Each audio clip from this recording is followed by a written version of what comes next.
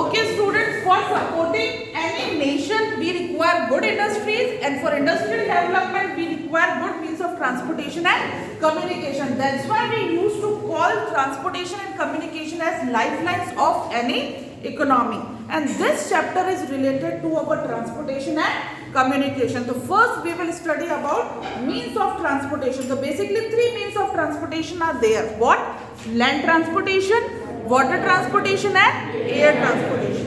In land transportation we will see the road transportation, railways transportation and then pipeline transportation. And in water transportation we will see inland and overseas. Understand? And then in air transportation we will see the domestic, means at local level, domestic level and at international level. Domestic में भी private jets होते हैं, private and public government jets. Understand? तो ये सारा हम लोग discuss करेंगे in this chapter. After that we will see the communication. So first we will discuss the road transportation. What are the qualities, what are the benefits of road transportation, how it is better than other means of transportation. Then we will see the challenges of road transportation. Road transportation के साथ problems क्या है वो भी देखेंगे. कौन कौन से जो है क्लासिफिकेशन है रोड ट्रांसपोर्टेशन के वो भी देखेंगे. तो let us start with the road transportation. ये जो क्लासिफिकेशन है इसका टेबल आपकी बुक में बना हुआ है, फर्स्ट पेज पे. इसको मैं नहीं ड्रॉ कर रही हूँ. Understand? Yes, basically what are the importance of road transportation? Yes, Digvi, why road transportation are better than other means of transportation? What do you think? According to you, why road transportation are better?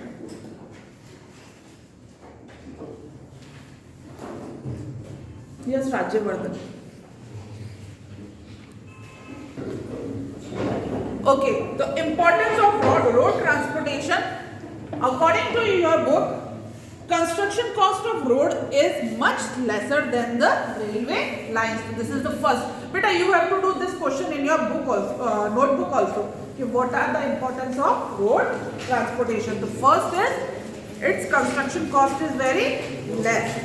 Road can traverse comparatively more dissected undilating topographic. वही बात है कि जो undilating topographic है या जो उबड़ खाबड़ इलाका है, जो हिली एरियाज है, माउंटेनियस एरियाज है लाइक हिमालयाज एंड एवरीथिंग, वहाँ पे भी रोड्स को कंस्ट्रक्ट किया जा सकता है. Third thing, roads can negotiate higher gradients of slope as such can transfers. वही वापस की जो स्लोपी एरियाज है वहाँ पे भी रोड्स कंस्ट्रक्ट की जा सकती है. D. Road transportation is economic in transportation of few persons and relatively smaller. बहुत ही cheapest means of transportation है as compared to अगर हम एयरवेज से एरोप्लेन से ट्रैवल करना चाहें तो वो बहुत ज़्यादा एक्सपेंसिव होगा, और उसी जगह पे अगर हम बाय रोड जा रहे हैं तो इट विल बी चीपर. तो it is cheapest means of transportation. It also provide door to door service. This also we have discuss. Door to door service, घर तक इजीली बाय रोड हम लोग पहुंच जाते हैं. Next है road transportation is also used as a feeder, means it support to other means of transportation. ठीक है, railways को भी support करता है और airways को. तो these are the advantages or importance of road transportation. Understand? किसी को कोई confusion है क्या? And one more thing here, it is given that India has one of the largest road network. India के पास जो है बहुत ही अच्छा और लार्जेस्ट रोड नेटवर्क अवेलेबल है. कितना रोड नेटवर्क अवेलेबल है इसको अंडरलाइन कर लेना. 2.3 मिलियन किलोमीटर एट प्रेजेंट. तुम्हारी बुक में भी ये दे रखा है लेटेस्ट एडिशन में. क्या दे रखा है? तो ये बेटा बुक्स जो है इकोनॉमिक्स और ज्योग्राफी के जो फैक्ट्स है वो एवरी ईयर चेंज होते हैं, तो आपका जो लेटेस्ट एडिशन है उसके अकॉर्डिंगली आप लिखना. ठीक है, क्या दे रखा आपका 4. तो एट प्रेजेंट जो है इंडिया का रोड नेटवर्क कितना डेवलप हो चुका है? 4.7 किलोमीटर. जो भी है आप अंडरलाइन कर लेना. मेरी बुक में ये दे रखा है, ओल्ड बुक है. Understand? You have to write according to your latest book. ठीक है, आगे बढ़े. अब आगे अपन देख रहे हैं क्लासिफिकेशन ऑफ रोड ट्रांसपोर्टेशन. क्या देख रहे हैं? Classification of road transportation. तो बेसिकली जो है इन जनरल इंपॉर्टेंट है, ये भी क्वेश्चन आपको नोटबुक में करना है कि what are the classifications of road transportation. This is your second question. तो basically 6 क्लासिफिकेशन हमारी बुक में दे रखे हैं रोड ट्रांसपोर्टेशन का। नंबर 1 क्लासिफिकेशन है गोल्डन क्वाड्रिलेटरल सुपर हाईवेज। ठीक है, अब बेसिकली ये सुपर हाईवे है बेटा दिल्ली टू कोलकाता, कोलकाता से नीचे चेन्नई और चेन्नई से मुंबई, इस तरीके से क्वाड्रिलेटरल फॉर्म कर रहा है। ठीक है,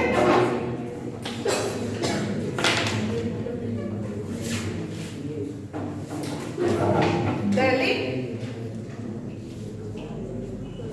कोलकाता, चेन्नई, देन मुंबई, इस तरीके से क्वाड्रिलेटरल कंप्लीट कर रहा है। That's why it is called as golden quadrilateral super highway. Clear है? ये आपको सिटीज याद होनी चाहिए जो मेन अपन कह सकते हैं मेट्रोपॉलिटन सिटीज है या जो मेगा सिटीज है, उनको ये कनेक्ट करता है। जो इंडस्ट्रियल पर्पस से, बिजनेस पर्पस से जो मेगा सिटीज मानी जाती है, उनको कनेक्ट करता है क्या? Golden quadrilateral super highway. इसके अलावा और सुपर हाईवेज भी है। एक अपना नॉर्थ साउथ कॉरिडोर दे रखा होगा बुक में, सी बुक भी देखते रहो साथ साथ। North south corridor, it is from Jammu and Kashmir Srinagar to Kanyakumari Tamil Nadu, इसको अपन बोलते हैं नॉर्थ साउथ कॉरिडोर या north south super highway. It is also one of the super highway. वो जो अपन ने पढ़ा वो था गोल्डन क्वाड्रिलेटरल, ये है नॉर्थ साउथ कॉरिडोर। उसी तरह से ईस्ट और वेस्ट कॉरिडोर भी दे रखा होगा आपकी बुक में, देखो कहां से? आसाम सिलचर से लेकर गुजरात तक। ठीक है, ये है आपका east west corridor super highway. ये जो अपन ने पढ़े दो, north south east west, these are super highways and that was golden quadrilateral super highway. Confusion clear है? तो this is our first classification of super highway. Second है आपका नेशनल हाईवे। अगर आप बाहर ट्रेवल करने जाते हो तो जगह जगह आपका लिखा हुआ मिलता है NH1, NH2, NH7, तो ये सारे नेशनल हाईवेज है अपनी कंट्री के। ये हम बात कर रहे हैं विद इन इंडिया जो है नेशनल हाईवेज बने हुए हैं। तो बेसिकली बहुत सारे सुपर हाईवेज है, 1 भी है, 2 भी है, 3 भी है, 7 भी मिलेगा आपको। तो ये डिफरेंट सुपर हाईवेज है। अच्छा, फर्स्ट में अपन को एक बात इंपॉर्टेंट देखनी थी, गोल्डन क्वाड्रिलेटरल, ये कौन बात कर रहा है बेटा? गोल्डन क्वाड्रिलेटरल सुपर हाईवेज को कौन से डिपार्टमेंट जो है लुक आउट करता है? That is NHAI। इसको अंडरलाइन कर लो, 1 मार्क्स के लिए इंपॉर्टेंट है। गोल्डन क्वाड्रिलेटरल सुपर हाईवेज को कौन सा डिपार्टमेंट जो मैनेज करता है? वो है NHAI, national highways authority of India. जबकि जो अपन सेकंड क्लासिफिकेशन अपन पढ़ रहे हैं नेशनल हाईवे, उसको जो है लुक आउट करता है या मैनेज करता है CPWD, सेंट्रल पब्लिक वर्क्स। समझ में आया? तो नेशनल हाईवेज को अगर अपने को डिफरेंशिएट भी लिखना हो तो अपने को ये पता होना चाहिए कि गोल्डन क्वाड्रिलेटरल या सुपर हाईवेज को मैनेज करते हैं NHAI और नेशनल हाईवेज को मैनेज कर रहे हैं CPWD। ठीक है, फर्दर अपन चल रहे हैं। नेक्स्ट थर्ड है स्टेट नेशनल हाईवेज। वापस मैं दूसरे क्लास में कवर कर रही हूँ, अभी मैं आपको जस्ट जनरल क्लासिफिकेशन बता देती हूँ। नेक्स्ट है अपना स्टेट हाईवे।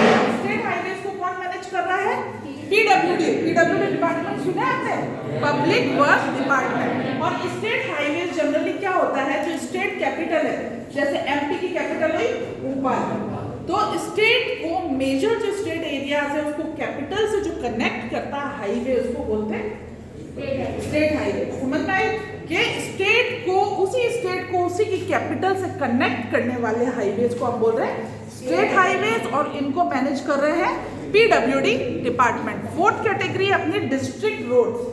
ठीक है, विलेजेस को टाउन से कनेक्ट करने वाले डिस्ट्रिक्ट रोड्स। ठीक है, और इसको मैनेज कर रहे हैं जिला परिषद। क्लियर है? नेक्स्ट फिफ्थ कैटेगरी अपना अदर रोड्स। अदर रोड्स जो है उनको जो है कॉन्सेंट्रेट किया जाता है या उन पर अटेंशन दिया जाता है ड्यूरिंग 5 ईयर प्लान्स। ठीक है, जो अलग अलग सड़क, ग्रामीण सड़क योजना ये बनते हैं ना, तो इन योजनाओं के तहत जो है अदर जो गांव के छोटे मोटे जो विलेजेस की छोटी मोटी जो सड़कें हैं, जो अदर रोड्स हैं या अदर एरियाज में, अनडायरेक्टिंग एरियाज में जो है इन योजनाओं के तहत 5 ईयर प्लान्स में कॉन्सेंट्रेट किया जाता है, उसको बोला जाता है अदर रोड्स। और 6th और लास्ट क्लासिफिकेशन आपका है बॉर्डर रोड, बॉर्डर पे बनाए जाने वाले रोड, और इसका पूरा जो है लुकआउट मैनेजमेंट करता है गवर्नमेंट।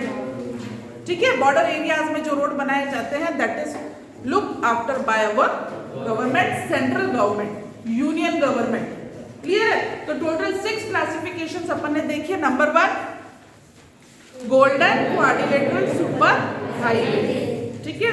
फिर अपन ने देखा national highway, then we have seen state highways, then district roads, other roads and border roads. तो बेसिक ये 6 क्लासिफिकेशन है। अगर क्वेश्चन आ जाता है what are the classification of roads, तो ये लिखोगे। अब अपन बात कर रहे हैं, वापस से अपन आ जाता है NH पे, नेशनल हाईवेज पे। कौन कौन से नेशनल हाईवेज होते हैं? तो इन जनरल 1 मार्क्स के लिए आपसे ये पूछे जा सकते हैं कि नेशनल हाईवे 1 क्या है, 7 क्या है। ठीक है, तो आपकी बुक में दे रखा है, देखिए वापस पीछे आ जाइए। नेशनल हाईवे 1 को अपन बोलते हैं शेर शाह सूरी मार्ग। नेशनल हाईवे 1 को शेर शाह सूरी मार्ग भी कहा जाता है, क्योंकि उसी टाइम में शेर शाह सूरी के टाइम में ही इस हाईवे को डेवलप किया गया था, इसलिए उन्हीं के नाम से इस हाईवे को जाना जाता है शेर शाह सूरी मार्ग। और ये मार्ग बना हुआ है, या ये हाईवे बना हुआ है दिल्ली टू अमृतसर। ठीक है, इतनी नॉलेज होना जरूरी है आपको। नेक्स्ट है आपका नेशनल हाईवे नंबर 2, ये बना हुआ है दिल्ली टू कोलकाता। जो दिल्ली टू अमृतसर है ना, उसको फिर कोलकाता तक ले जाता है। आ रही है बात समझ में? This is called as national highway number 2। Highway number 1 क्या था? Delhi to Amritsar. Highway number 2 Delhi to Kolkata. ठीक है, फिर आपकी बुक में दे रखा है नेशनल हाईवे नंबर 7। ये इंपॉर्टेंट है क्योंकि सबसे लॉन्गेस्ट हाईवे। ठीक है, national highway number 7 is one of the longest highway. कितना लॉन्ग है? 2369 किलोमीटर। कहाँ से कहाँ तक? वाराणसी से कन्याकुमारी तक। ये 1 मार्क्स के लिए मैप पर्पस से आपको पता होना चाहिए, वाराणसी से लेके कन्याकुमारी तक। फिर है नेक्स्ट, अच्छा ये वाराणसी से कन्याकुमारी तक जा रहा है तो किन एरियाज को टच करते हुए जा रहा है? जबलपुर, नागपुर, हैदराबाद, बेंगलोर, मदुरई, दिल्ली और मुंबई। ठीक है, नेक्स्ट हाईवे आपका नेशनल हाईवे नंबर 8, देन है नेशनल हाईवे नंबर 15। ठीक है, जो कि मोस्टली राजस्थान के एरियाज में, राजस्थान में अगर आप ट्रेवल करते हो तो आपको क्या मिलेगा? NH 15। क्लियर है ये टॉपिक? अब अपन देख रहे हैं अदर क्लासिफिकेशन। मेजर क्लासिफिकेशन तो अपन ने देख लिया रोड्स का। एक और तरीके से रोड्स को क्लासिफाई किया जाता है मेटलिक और non metallic roads. Metallic roads जो पक्के रोड होते हैं, कोल से और इनसे बने हुए होते हैं, और अनमेटलिक रोड जो कच्चे मड से बने हुए होते हैं, जो बारिश के समय रेनी सीजन में बहकर चले जाते हैं, जो टेम्पररी होते हैं, परमानेंट नहीं होते। क्लियर है? तो this is the other classification of roads, metallic roads और अनमेटलिक और non metallic roads. Metallic roads permanent, unmetallic roads temporary roads होते हैं जो कि रेनी सीजन के साथ बहकर चले जाते हैं। तो this is the other classification of roads. Clear है इतना? बेटा रीड करके पढ़ाने की जरूरत है क्या? रीड करना, आप लोगों को कोई दिक्कत आए तो पूछना। देन अपना नेक्स्ट टॉपिक है रोड डेंसिटी।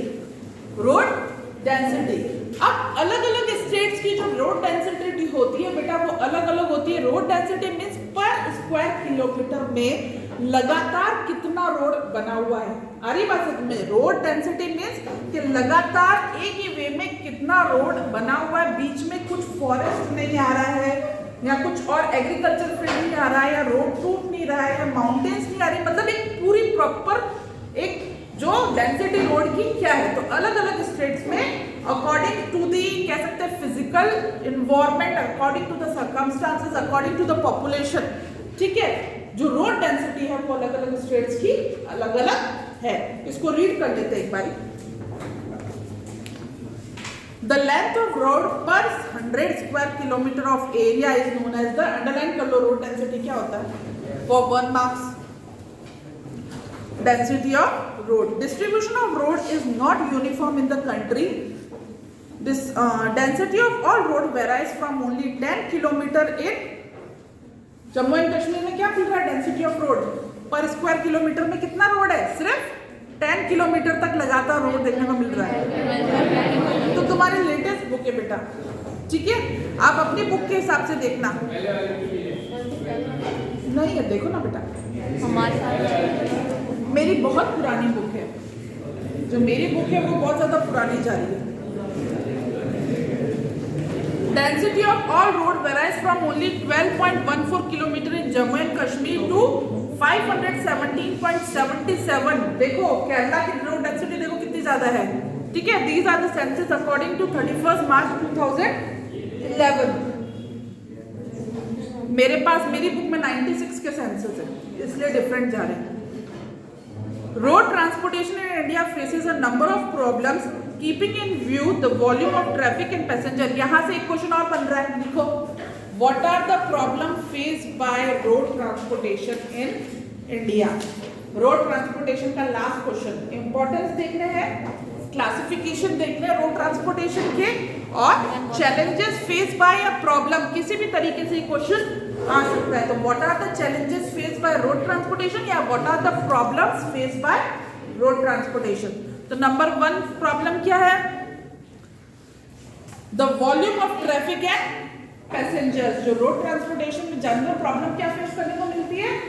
ट्रैफिक की, जो कि एयर और रेलवे ट्रांसपोर्टेशन में हमको नहीं फेस करनी पड़ती। और रोड ट्रांसपोर्टेशन में जो है व्हीकल है उसमें लिमिटेड पैसेंजर आ सकते हैं, जबकि जो रेल ट्रांसपोर्टेशन है या एयर ट्रांसपोर्टेशन में नंबर ऑफ पैसेंजर्स ज्यादा होते हैं, ठीक है। This is the first problem. Second, the road network is inadequate. Inadequate means जो नंबर ऑफ रोड नेटवर्क है वो कम है as compare to railways and that. जितना मतलब नीड है रोड की, क्योंकि रोड क्या कर रहा है, दूसरे मीन्स ऑफ ट्रांसपोर्टेशन को भी सपोर्ट कर रहा है कि नहीं कर रहा है, उतना अच्छा रोड हमारे पास मेटलिक रोड, पक्का रोड अवेलेबल नहीं है।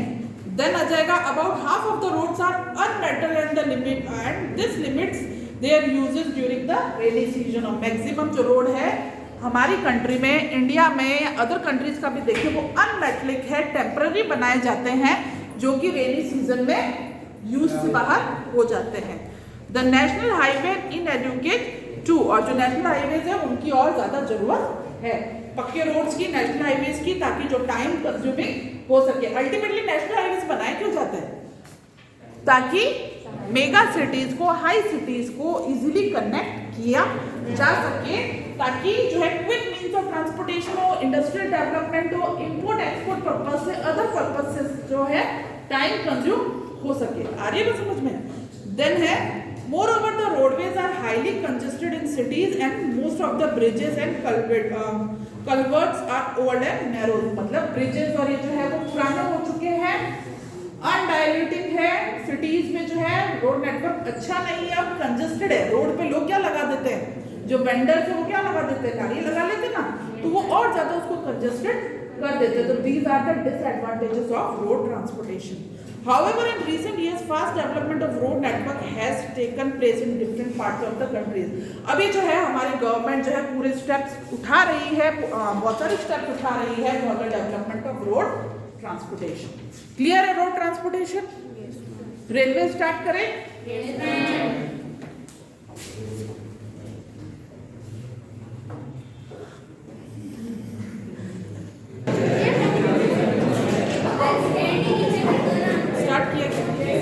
Yes, what are the various purposes for which we are using the railways? So for varieties of purposes we are using the railways, for traveling, for business purposes, for pilgrimage purposes। pilgrimage purposes means तीर्थ यात्रा के लिए लोग use करते हैं, business के लिए, day to day job purpose के लिए भी लोग, ऐसे भी लोग हैं जो डेली ट्रेवल करते हैं, अप डाउन करते हैं रेलवे से।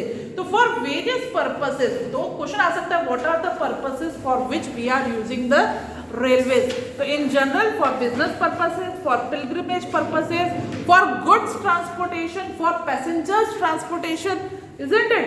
goods भी जो है बड़े जो भारी goods है वो एक जगह से दूसरी जगह जो है पहुंचाए जाते हैं through railways, ठीक है। तो these are the various purposes for which we are using the railways। Apart from an important means of transportation, the Indian Railways has been a great integrating force for more than 150 years। Means बहुत ही पुराना means of transportation है, बहुत ज़्यादा innovations हुए हैं इसमें, और बहुत ज़्यादा जो है नए नए रेल ट्रैक्स भी डेवलप हुए हैं। तो it is one of the oldest means of transportation.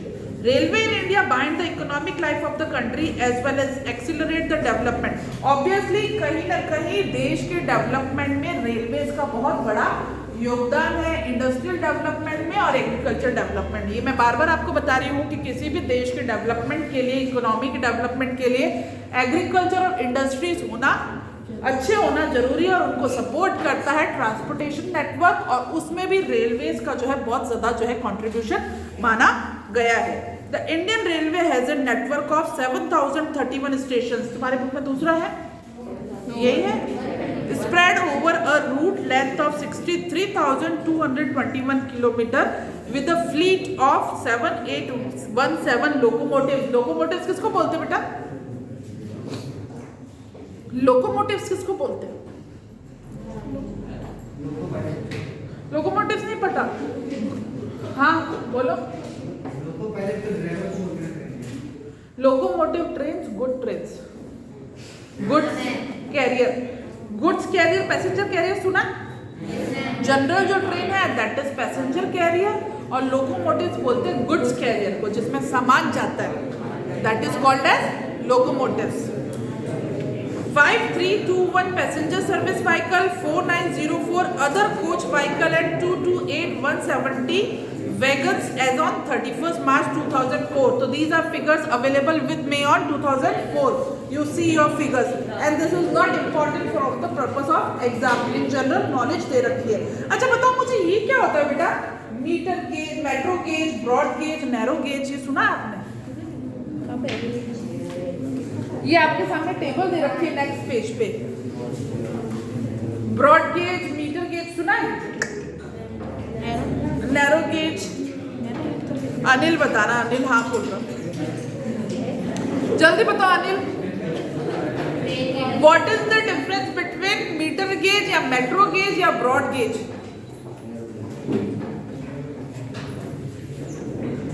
Don't tell me, नहीं पता।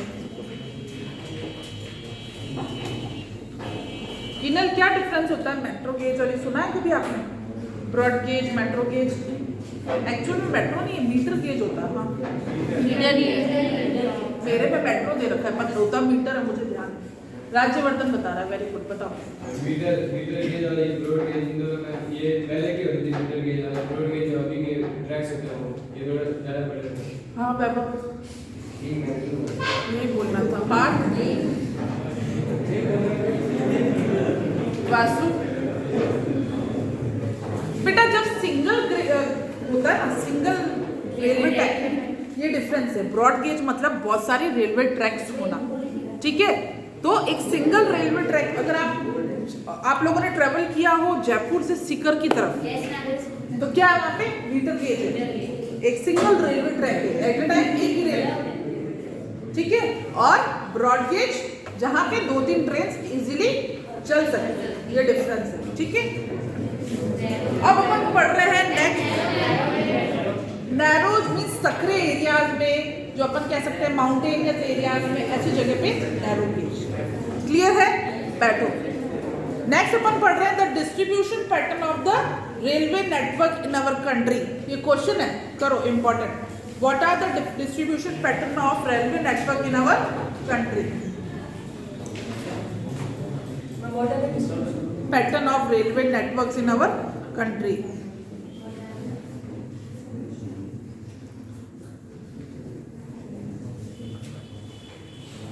लिखा? तो 3 पैटर्न्स इसमें अपन देखेंगे, the northern plains pattern, the peninsular region pattern, और एक अपन देखेंगे हिमालयस माउंटेन पैटर्न, ठीक है? अब बेसिकली जो है किसी भी एरिया में पैटर्न को अफेक्ट क्या क्या चीजें करती है, एक शॉर्ट क्वेश्चन बन रहा है 1 मार्क्स का। तो अफेक्ट करता है physiographic features, economic and administrative factor. ये 3 पॉइंट्स आप इसके आंसर में लिखोगे। What are the factors that affect the distribution pattern of railways? तो फिजियोग्राफिक फीचर्स, तो वहाँ पे माउंटेन्स है या डेजर्ट है या फॉरेस्ट है या प्लेन्स है, किस तरीके का जो एरिया है, फिजियोग्राफिक पिक्चर है, अकॉर्डिंगली दैट जो है वहाँ पे रेलवेज डेवलप हो सकता है या नहीं हो सकता। सेकेंड, वो एरिया जो है इकोनॉमिकली कितना साउंड है, ठीक है। जैसे अगर अपन मेगा सिटीज की बात करें, दिल्ली की, मुंबई की, तो वहां पे जो है हमको ब्रॉड गेजेस देखने को मिलेंगे, जो रेलवे नेटवर्क है वो अच्छे अच्छे देखने को मिलेंगे, लार्ज रेलवे नेटवर्क। तो किसी भी जगह का जो फिजियोग्राफिक फीचर्स है वो डिसाइड करता है अबाउट द कंस्ट्रक्शन ऑफ और distribution pattern of railway. And secondly the economical condition, कि वो कितना ज्यादा जो है फॉरवर्ड एरियाज है वहां पे किस तरीके का रेलवे नेटवर्क होना चाहिए। और थर्ड थिंग है एडमिनिस्ट्रेटिव सिस्टम, गवर्नमेंट भी डिपेंड करता है, एडमिनिस्ट्रेटिव सिस्टम पे भी डिपेंड करता है कि उस एरिया का जो है रेल नेटवर्क कितना ज्यादा साउंड और स्ट्रॉन्ग रहेगा। तो these three factor decides the distribution of railway pattern. Understand? अब अपन देख रहे हैं first pattern the northern plain. इसको साथ साथ देखते जाना बेटा। With this vast level land, high population density and rich agriculture resource provided the most favorable condition for their growth. तो रेलवे के ग्रोथ के लिए जो है नॉर्दर्न प्लेन्स बहुत अच्छे माने जाते हैं, क्योंकि एग्रीकल्चर पर्पज से, इंडस्ट्रियल पर्पज से बहुत ज्यादा जो है नॉर्दर्न प्लेन्स पे ही हमको देखने को मिलेगा। मैक्सिमम एग्रीकल्चर ग्रोथ कहाँ पे हो रही है? नॉर्दर्न प्लेन्स पे, isn't it? तो यहाँ का जो है रेलवे ट्रैक्स जो है अपन को देखने को ज्यादा अच्छा मिलता है, प्लस जो कंडीशन है वो भी फेवरेबल है। However a large number of reverse requires construction of bridge across their wide bands. At the same time northern plains पे हमको क्या देखने को मिल रहा है? जो हिमालयन माउंटेन से क्या आ रही है? रिवर्स आ रही है, बहुत सारी रिवर चैनल्स आ रहे हैं। तो इसकी वजह से जो है रेलवेज को काफी बार क्या करना पड़ता है? ब्रिजेस बनाने पड़ते हैं नदियों के ऊपर से for constructing the railways. In the hilly terrains of peninsular region, railway tracks are led through low hills, gaps और tunnels। और वहीं अगर हम घाट्स की बात करें, peninsular regions में क्या है? वेस्टर्न घाट्स और ईस्टर्न घाट्स कंटिन्यूस नहीं है, उनके बीच में क्या है? गैप्स है। तो गैप्स होने की वजह से क्या बनाना पड़ता है? टनल्स कंस्ट्रक्ट करनी पड़ती है। टनल समझते हो? ट्रेन में ट्रेवल करते तो अपन बोलते गुफा आ गई, छोटे थे तो बोलते थे ना, that is called as tunnels. To bridge the gap between one ghat or other ghat, or to bridge the gap between two ghats, तो क्या बनाना पड़ता है? कंस्ट्रक्ट करना पड़ता है tunnels. Further the Himalayan mountainous region too are unfavorable for the construction of railway lines due to high relief, sparse population। sparse population means low population। तो Himalayan reason पे population है ही नहीं, तो किसके लिए जो है कंस्ट्रक्ट करके कोई यूज नहीं है। तो हिमालयन रीजन जो है सबसे अनफेवरेबल है फॉर कंस्ट्रक्शन ऑफ रेलवे। और सबसे मोस्ट फेवरेबल एरिया अपन ने क्या देखा? Northern plains. पर नॉर्दर्न प्लेन्स में भी क्या ऑब्स्टिकल आ जाता है? रिवर्स। उसकी वजह से क्या कंस्ट्रक्ट करना पड़ रहा है? ब्रिजेस। वहीं अगर पेनिनसुलर रीजन्स में है तो रेलवेज के कंस्ट्रक्शन के लिए टनल्स बनानी पड़ रही है। और सबसे अनफेवरेबल जो एरिया है रेल कंस्ट्रक्शन का वो है हिमालयन रीजन्स। क्लियर है यहाँ तक? अब नेक्स्ट आगे इधर क्वेश्चन बन रहा है, व्हाट आर द चैलेंजेस और what are the problems faced by the railways. आज का लास्ट टॉपिक हमारा। ये सारे क्वेश्चंस कल करके आओगे, और जिन बच्चों ने नोटबुक्स नहीं चेक करवाई है वो भी लेके आओ, 5 मार्क्स देना बाकी है अभी। लास्ट टॉपिक पहले कवर कर लेते हैं आज का, what are the challenges faced by railways या what are the problems faced by railways. Start करें, यहीं से स्टार्ट हो रहा है। It was difficult to lay railway lines on the sandy plains of western Rajasthan. तो रेलवे लाइन्स कहाँ बनाने दिक्कत आ रही है? Western plains of Rajasthan. फिर आ रहा है स्वैम्प्स ऑफ गुजरात, देन है forested tracts of Madhya Pradesh, Chhattisgarh, Odisha and Jharkhand. तो these are the problems faced by railways in different states of India because of different physiographic features. Then है the contiguous stretch of Sahyadri could be crossed only through gaps or passes. In recent times, the development of the Konkan railway along the west coast has facilitated the movement of passengers and goods in this most important economic region. Konkan area बहुत economically बहुत ही rich माना जाता है, agriculturally बहुत ही rich माना जाता है। और अभी जो है रिसेंट टाइम्स में जो है यहाँ पर जो है रेलवे डेवलपमेंट पॉसिबल हो सका है due to development of technologies. It has also faced a number of problems such as sinking of tracks in some stretches and landslides. पर इन एरियाज में, कोंकण एरियाज में काफी बार बड़े बड़े पत्थर जो है लैंडस्लाइड्स होने की वजह से जो है रेलवे लाइंस ब्लॉक हो जाती है। तो अभी भी कुछ प्रॉब्लम जो है इन एरियाज में फेस किया जा रहा है। तो ये पॉइंट कैसे बताओगे? लैंडस्लाइड्स की वजह से रेलवेज में प्रॉब्लम आ रही है। तो इस तरीके से ये प्रॉब्लम जो है एक पॉइंट बनाओगे। नेक्स्ट पैराग्राफ में आ जाओ, यहाँ पे सारे पॉइंट्स मिलेंगे आपको। Today the railways have become more important in our national economy than all other means of transportation put together. However, rail transportation suffer from certain problems as well. अब इधर आ जाएगा many passenger travel without ticket. ये one more point हो गया आपका कि बहुत सारे पैसेंजर्स काफी बार क्या करते हैं, बिना टिकट के ट्रेवल करते हैं। तो these are the problem face by our Indian railways. Thefts, चोरी, damaging of railway property, railway properties को, सीट्स को लोग कट कर देते हैं, ठीक है। वॉशरूम वगैरह में लिख देंगे, गेट्स के पीछे कुछ भी, तो एक तरह से डैमेज कर रहे हैं प्रॉपर्टी को। People stop the train, unnecessary pulling, chain को खींचना, खींच के देखते खींचती है कि नहीं खींचती। This cause heavy damage to the railway. Think over it how we can help our railway in running as per the schedule. Right. तो लास्ट क्वेश्चन अपन ने कवर कर लिया, what are the challenges to और what are the problems face by railway.